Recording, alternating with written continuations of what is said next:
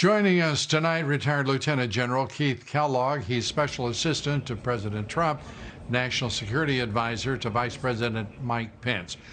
General, great to have you with us. Let's start with the hearing today, 2 hours, and obviously the government wanting John Bolton's book not to be published, not to be distributed. How do you think it went? Well, first, Lou, thanks for having me tonight. I do appreciate it. I think it went relatively well. But look, let me tell you a little bit about John Bolton. I think John Bolton is going to go down in history as the Benedict Arnold of National Security Advisors to the President of the United States. I've studied the National Security Council, National Security Advisors, and I've never seen anything like what he has done. I think he's duplicitous at best, self-serving, and I think at times he comes across as an absolute fraud and a liar. Look, when I came into the administration, and I came in on the day of the inauguration, I've only had 2 jobs since then. I've either been the Chief of Staff of the National Security Council or I've been the National Security Advisor to the Vice President of the United States.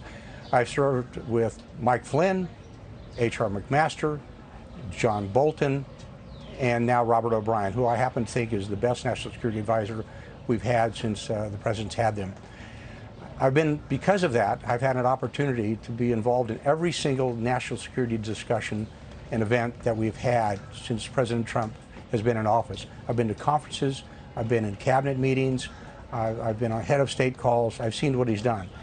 And one thing the President has done with heads of state and leaders, he's been very forceful, he's been direct, he's been candid, and if there's anything he's done, the one single thing that he's done is he has supported the American people. It's always been America first. He's always looked out for American interests first. It's something John Bolton hasn't done.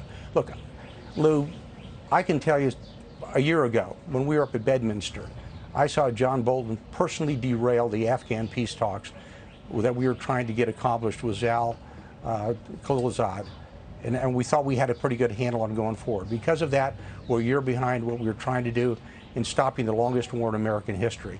I saw him twice, on 2 different occasions, nearly get us involved in a shooting war in the Middle East that the President had to tamp down because he was given erroneous information from, at that time, the National Security Advisor, John Bolton. I saw when he derailed what we were trying to do with Kim Jong-un in North Korea when he talked about the Libya model, which was a disaster. That was the model that was given to us from President Obama, Joe Biden, and Hillary Clinton, which involved Libya in a civil war, which they are still fighting, right, and Gaddafi dying. And this is the way John Bolton operated. He would not give you the full information. He would always try to move it the way he wanted it to go. Yes, the President hired him, but the President fired him too.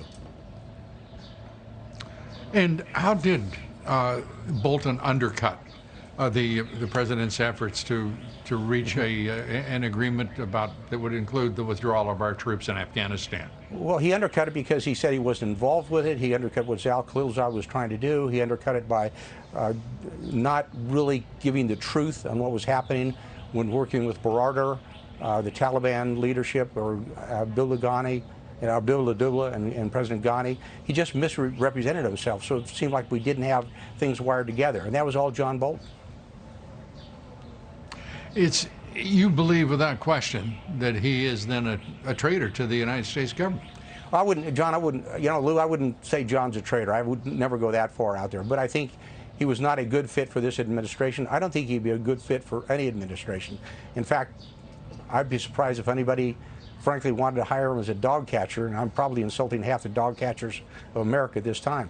But he's just not a good fit. He always has, Lou, his own agenda, what he wants to get accomplished, regardless of what everybody else is trying to do out there.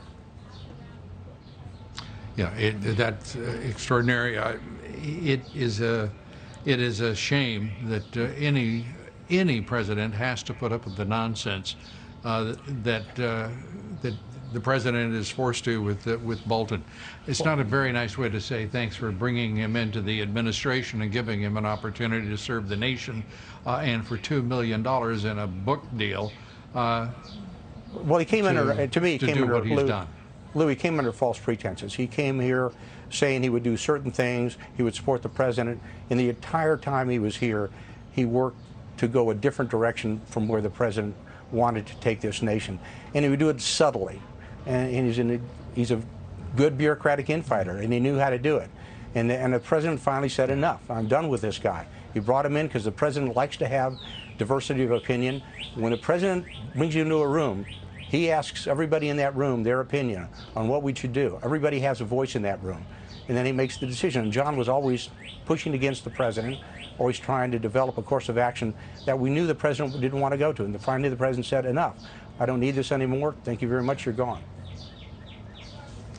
It's not as though the president didn't have plenty of opposition to his preferred withdrawal of American troops from Afghanistan, fighting the entire military-industrial complex. It's just extraordinary what this president, almost every initiative he takes is heavy lifting throughout. Add to that all of the detractors who are attacking him viciously, and including, as you say, John Bolton. Lieutenant General Keith Kellogg, it's always good to have you with us. We appreciate it.